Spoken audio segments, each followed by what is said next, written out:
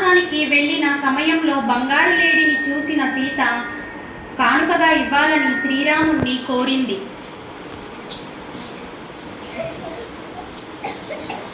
రాముడు ఆ బంగారు లేడిని వేటాడడానికి వెళ్ళిన సమయంలో సీతకు లక్ష్మణుడికి లక్ష్మణ లక్ష్మణ అన్న అరుపులు వినిపించాయి.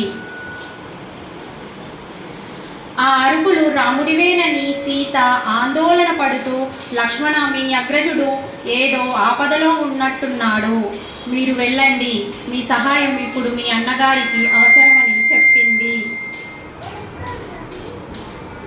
అప్పుడు సీత ఒంటరిగా ఉంటుందని లక్ష్మణుడు వారుండే గుహ ముందు లక్ష్మణరేఖని గీసి వెళ్ళాడు. అదే అదునుగా చూసిన రావణుడు భిక్షకుని రూపంలో వచ్చి భిక్ష అడగగా సీత రక్షణ రేఖను దాటి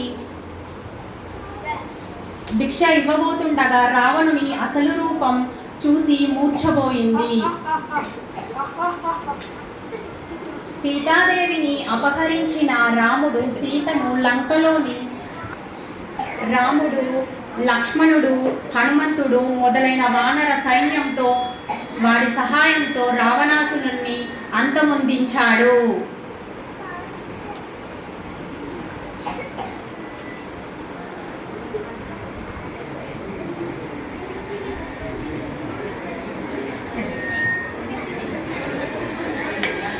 స్త్రీల పట్ల అమర్యాదగా ప్రవర్తించిన వారు ఎంతటి బలశాలులైనా కూడా వారికి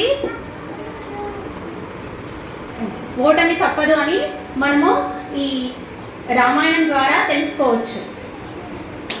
మంచిపై